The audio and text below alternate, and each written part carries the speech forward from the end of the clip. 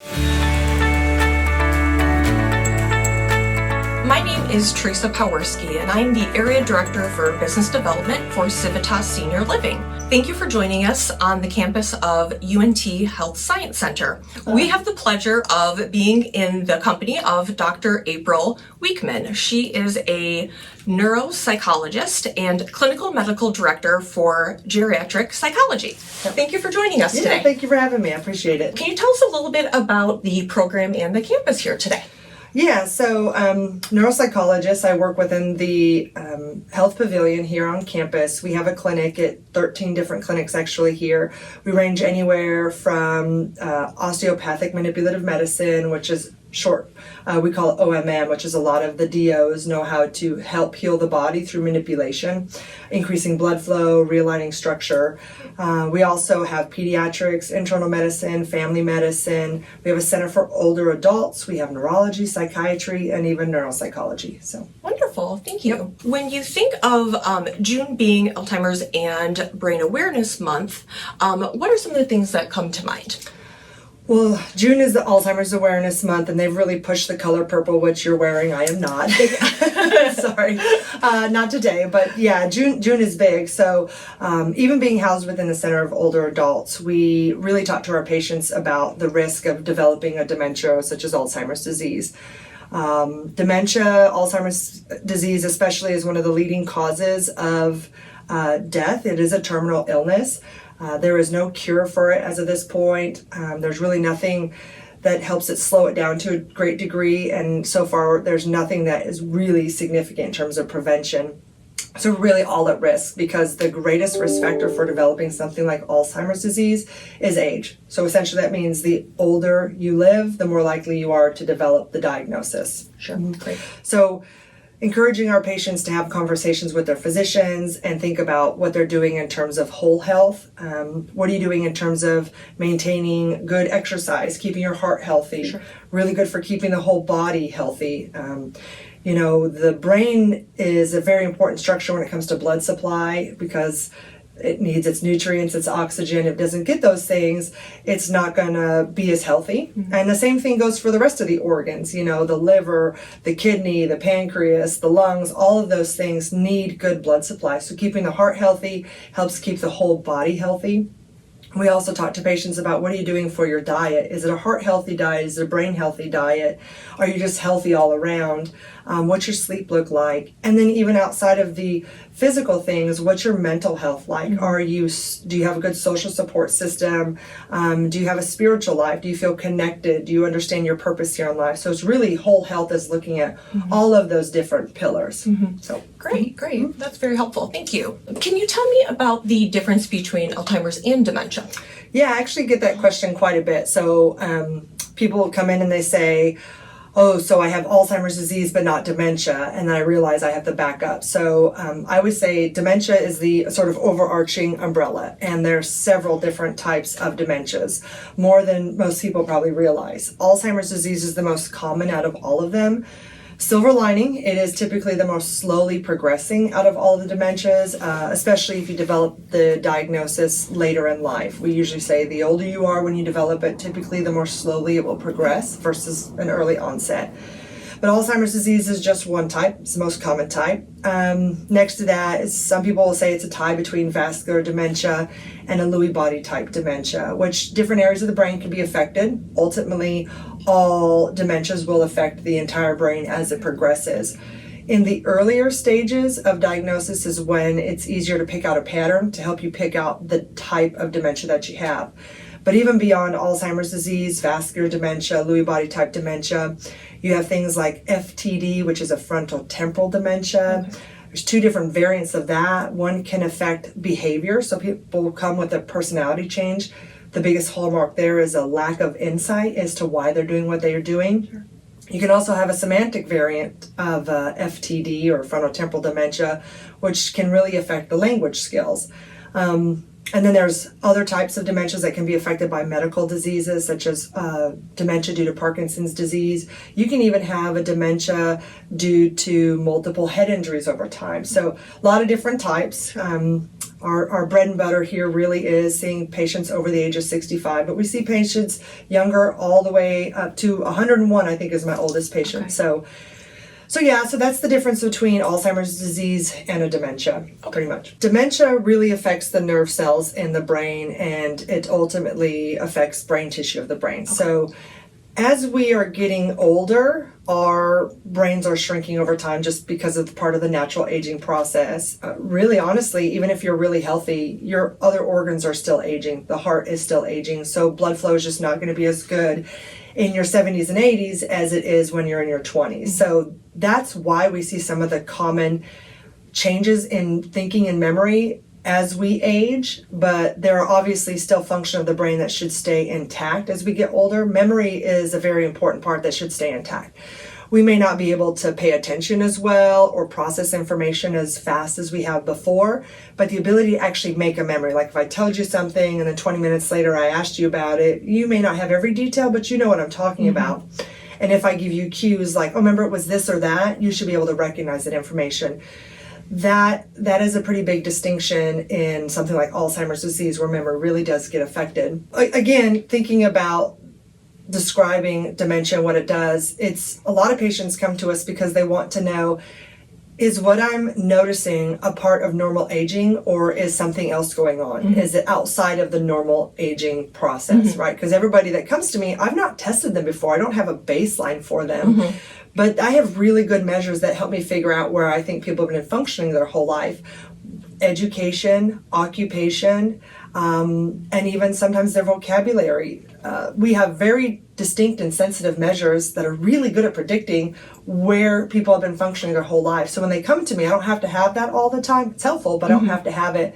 But we're really looking to see where they are now, mm-hmm. and if there are things that are outside of the normal limits, not only for a certain age population, but also if I think it's relative to the individual. Mm-hmm. A lot of people come to me with subjective complaints about thinking and memory. My job is to figure out if it really is just a part of normal aging or something else is going on. Mm-hmm. Any advice that you could give for somebody who feels that their loved one might be showing signs of dementia, and what would be some of the first steps that they could take?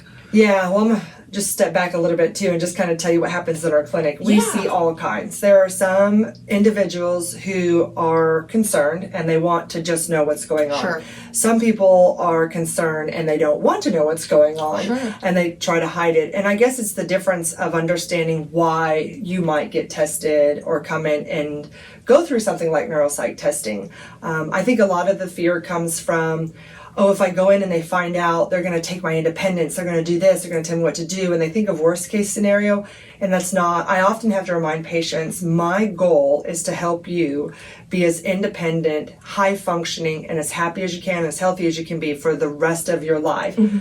And sometimes it does inevitably mean that we come up with a diagnosis in some of our patients, but having that early diagnosis, actually we can intervene and make changes and set up things to protect that patient, make sure that their voice is heard early on.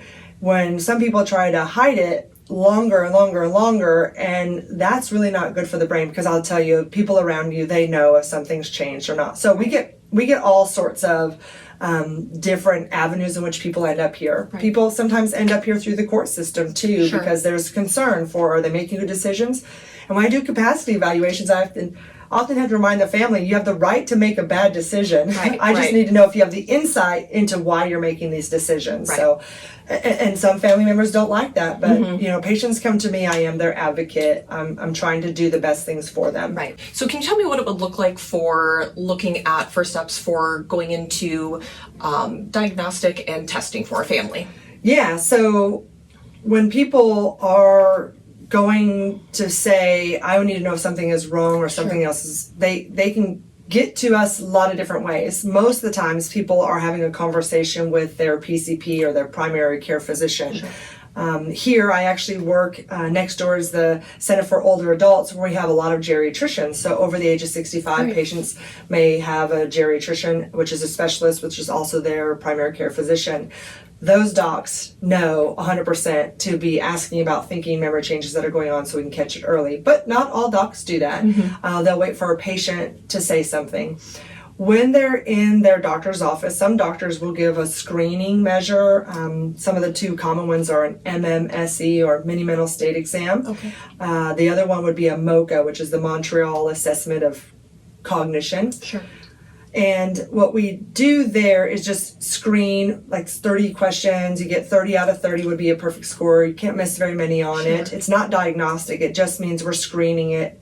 You really have to go and get the full testing. So if they do pick up on either one of those testing or screening measures that something is going on, they may make the referral. Okay. Some patients bypass the primary care physician and they come straight to us because you don't need a referral, depending on your insurance company, if you want to do the testing. Okay. Most neuropsychologists, we'll screen your insurance and we'll see if you need to have a referral or if authorization is needed. But if you're Medicare, you often come straight in to see us. So when we do the neuropsych testing, I always like to sort of promote ourselves. We're probably the shortest battery in town. But it is pretty taxing, just like when you're getting your heart tested, it's a stress test for the body. We're sort of doing a mental test for the brain. There's really nothing you can do to practice for it. You can't prepare for it. We just tell our patients it is what it is. Yeah. We start easy with all of our questions because we're looking at different areas of the brain. We start easy and we kind of have to work until you can't do it anymore. Or if I stopped when it was easy, then I wouldn't know what each individual ceiling would be. Right. And everybody has different levels and everybody has strengths and weaknesses, which isn't always fun for people to come in and do that. But yeah, so we're not looking at things like math abilities or academic abilities. We're really looking at, when I say the different areas of the brain, and we just look about the front part of the brain. That has a lot to do with attention, learning abilities, working memory, problem solving is a big area here. We look at the sides of the brain. I like to explain to people it has a lot to do with the memory aspects. Typically, the dominant side of the brain is the language side. For most people, that's the left side. We don't always know that when individuals come in. But we do assess language abilities and verbal learning and memory. And we also assess visual spatial abilities. And you say, well, what is that? And I often have to tell our patients, we're not testing your eyes, but we're testing how the brain is interpreting what it sees. So whether information is overlapping or if it's three-dimensional, we just want to see if the brain is making sense of it. Right. And then we also look at processing speed, which is just how fast you can process information. Processing speed is the one thing that slows down. I usually tell people from about age 30 on will typically start to slow down, but we offset that by all of our experience. Because we have this wisdom, we can often make better decisions. We don't have to make them quickly because we have experience that helps us just make better decisions. So it's kind of a balance in terms of general intellectual functioning over time. It should stay relatively stable.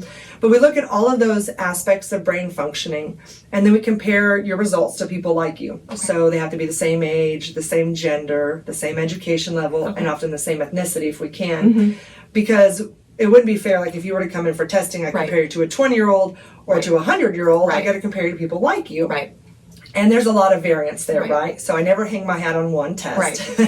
I have to have a pretty distinct pattern. But I'm always amazed at how sensitive and specific our measures are, even when it comes to picking up on little things. If I never even asked you what your challenges were, if you noticed changes, what they were, I could look at testing and say, do you have problems with this? And they'll say, yes, how did you know this? Because it's so sensitive in the way that we assess brain functioning. And people often want to say, well, I'll just get a CT scan or an MRI. And I say, well, that tells you about the structure of the brain, but it doesn't really tell you about the function. Sometimes your physician or neurologist will send you for imaging before they send you for testing. That is not for diagnostic purposes, per se. It's really because they want to make sure that there's nothing else going on that's treatable. Dementia is a diagnosis by rule out, meaning you have to rule everything else out before you can have a diagnosis of dementia. Sometimes patients will come to me with a diagnosis of dementia. I'm thinking one patient in particular a couple years ago.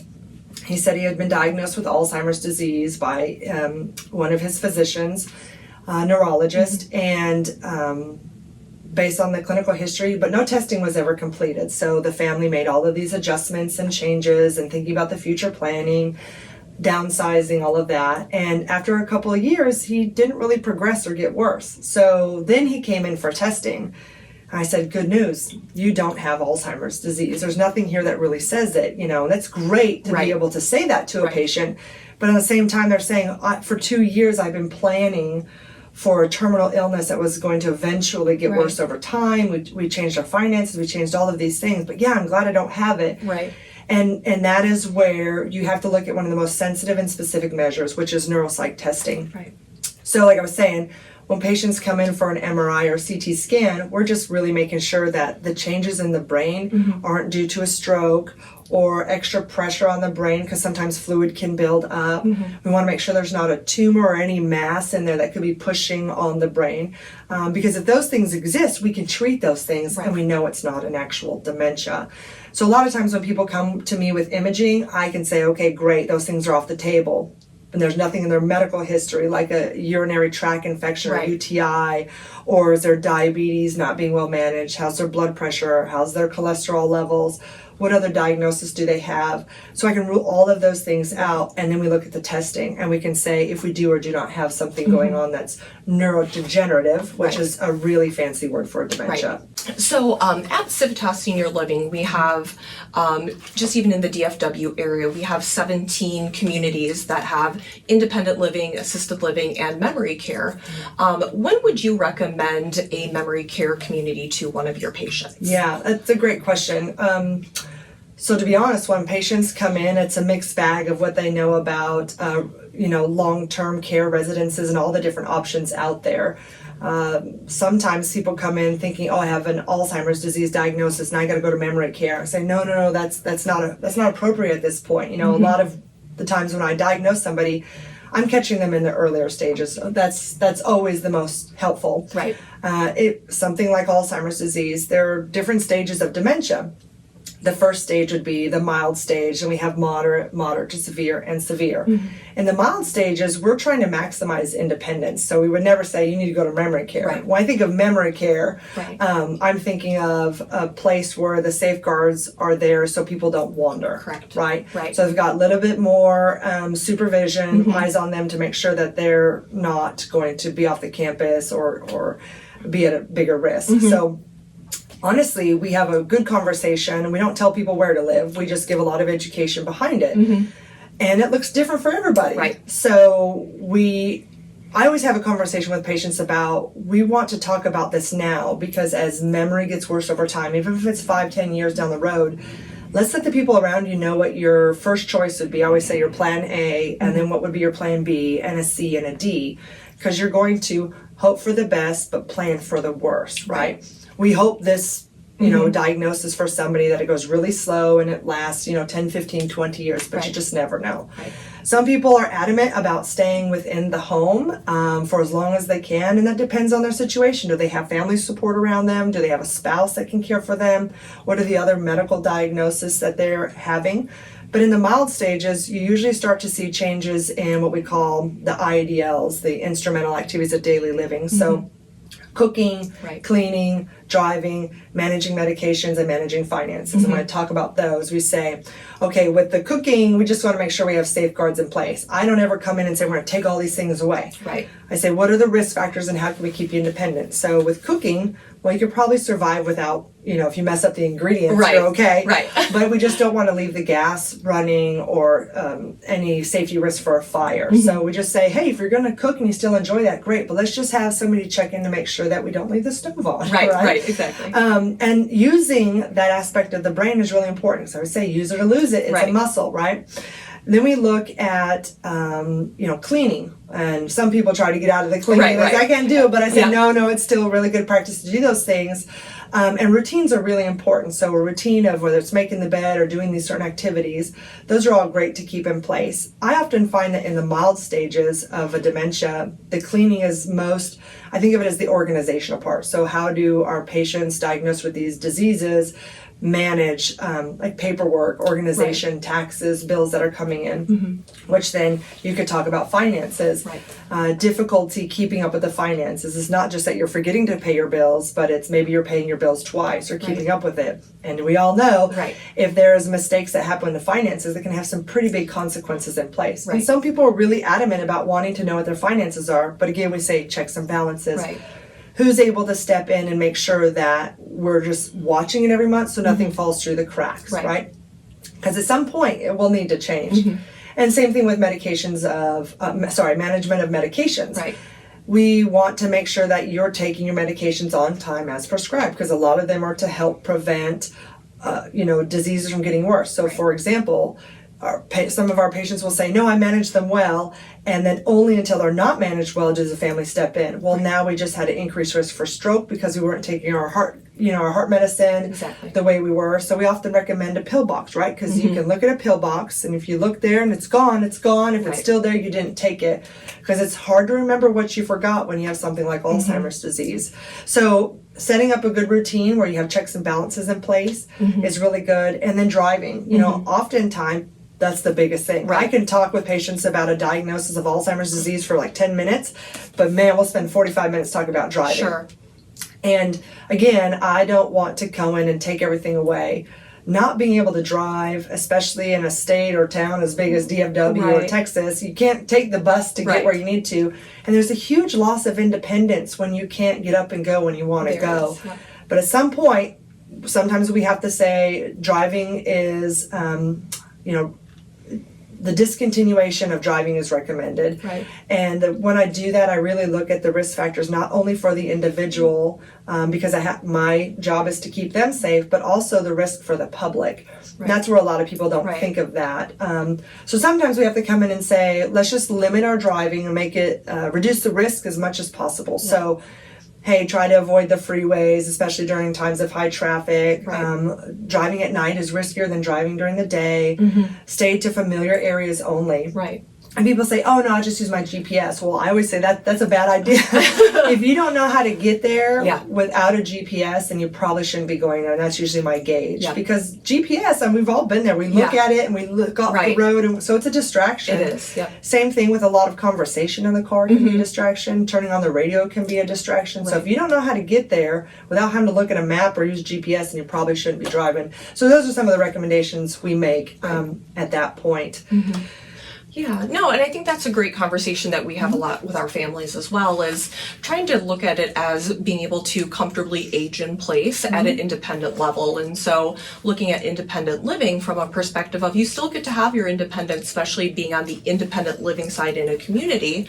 And so you get to have your vehicle with you, and you get to be able to go into the community and have your independence in that, but still have the safety and security of having your friends and your family with you and having support around you, of having the staff, but you still can have the support clinically with you if you need to have home care with you, if you need to have that additional level of care, and then being able to safely and security have the assisted living right next door to you if you need to have that increased level of care, and still being able to be very comfortable with having the exact same staff there with you and being in the same familiar setting. And so it really just makes for a nice, safe transition.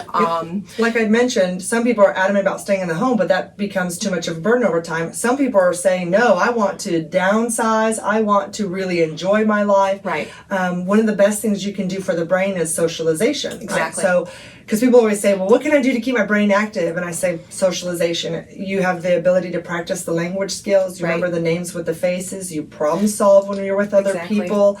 And then there's the cathartic part of it. Like, I'm connected. I feel like people care for me. I can talk about what's going on in my life. So socialization is one of the best things you can do for your brain. And when I see these patients who are adamant about staying in the home, and then they're in the home by themselves, I think, oh my gosh, I'm fearful that it's going to progress at a faster rate, or we're going to be at a higher risk. Some people are all on board. They say, I'm going to downsize, or I'm really going to enjoy this, so I'm going to think about my long-term plan. I have the best independence if I have a good routine. So now we move to a place like Civitas where we have all those stages built in, and we'll just make that move as we need to. We get to transition with our friends sometimes as well. But again, I have to do a lot of education with patients on the difference between a memory care and making sure patients don't wander versus how do we stage this out over the seasons. I know I kind of jumped around a little bit, but the mild stages are really about those instrumental activities of daily living. We know that in the moderate stage, we're usually looking at 24/7 care. So that's usually not independent living. Sometimes we just need increased assistance with that. But The areas in the moderate stages that are affected have to do with like general hygiene, grooming, toileting, bathing. Like maybe we get in a shower, but we can't remember if we washed our hair. Right. And we're not brushing our teeth as well. And a lot of family members forget to check on something as simple as that. But Right. not taking care of your teeth increases risk for heart problems too. So, always thinking about what's coming next and catching it before it becomes a problem. Right. In places like Civitas where you can make those transitions, we have, you have the staff in there to look for those things along the way, and you know what aspects to address. So Exactly. And you bring up a great point, kind of speaking to the adult children perspective. And so our adult children now have children themselves. Yes. And so they're also working full time and maybe taking care of young children or living outside of the state. And so helping them kind of balance that, that daily life skill as well, and knowing that their family's in a safe place and getting the care and safety that they need. Yeah, some of the conversation I have to have with the children of our patients diagnosed with a dementia, because they just assume, oh my gosh, I love mom and dad, I'm never going to let them go to a home. Right. And they're insisting that mom or dad move home with them, and saying that's not always the best idea. Right. A lot of older adults or our patients diagnosed with a dementia don't want to be a burden to their children. Right. And then knowing that their children are there, but they have to work and they have their own kids, and then they don't really, even though it comes from a good place for the children and they want to take care of them, they don't have the time or the ability to do it. So the older adult, the person diagnosed with dementia, really doesn't have the ability to thrive because they're home all day by themselves. They don't have the socialization built in. So I always tell people, do your due diligence when you're looking at these communities, what they offer, because people have in their notion in their head of what nursing homes were like, 50 years ago, 40 years ago, even 30 years ago. And it's so different these days. Baby boomers are getting older, and they don't want to think about what it was like for their parents ending up in a nursing home. So it's so different these days. So you always tell people, plan A, plan B, plan C. Right. So if you're going to stay at home or you're going to go here, you always need to know what your backup plan is. Right. So you're not scrambling at the last minute if something were to change, Right. right? You would know what you're going to do, who's going to be involved, and how to execute it when it's necessary. Right, exactly. It's always so fun when we have our families that come into our communities to do tours, and especially when we have our communities that have pools in the summertime, and there's our residents doing luau's and having barbecues, and just like you said, it's like the stigma that it used to be and what it looks like now. There's just such a vibrant community and so lively, and it's just so nice to see when you see the relief that they just release that stigma and they get to see the whole new perspective and whole second life that their parents get to have being in a community. Yeah, there's one thing I usually tell them when I see a little bit of reluctance to do something or think about something or take action on it. I always say, treat it as an experiment, right? Go visit a place and see what it's like. That's not a commitment to the place, but you're going and expanding your knowledge about what these options are. And if you have a good education behind you, you're able to make really good decisions that are better all around for the family and for our patients diagnosed with the dementia. Right. And you bring up a great point. One of the things that I like to offer to our families is that we actually offer short respite stays at some of our communities, so they can do short little trial runs. So if they're leaving for a wedding, I always say, like, that's sometimes a great time to just kind of see what that look and feels like for you and the families, to be able to just kind of take that break and let everyone settle in and give you as the caretaker and the adult child a little bit of a break to see what that looks like and what that feels like for your parent as well. Yeah, and again, the children feel guilty about doing that sometimes, or the spouse or the caregiver, whoever they might be, feel guilty for doing that. But they're going to a place where they have other caregivers that specialize in this, and then our patients get to connect with other people who are going through what they're going through. So even if you were to ask a patient, do you want to go? They'll usually say no, and I'll say, it's an experiment, we'll try it. It doesn't mean you're committed to ever having to go there again. We just tried something new. If you like it, great. You just found something new. If you don't like it, you don't have to commit to it. But by being open to something like that, it's great. And the one thing I always tell my patients too, it's not always about what you can get out of it, but think about what you can give to somebody else. And again, it goes back to that purpose. And at the end of the day, it really is about doing what's best for our patients in terms of happiness, highest quality of life, and the greatest amount of independence. And they can get that with the increased support around them. Well, thank you so much for the great conversation and information today, and thank you all for joining us.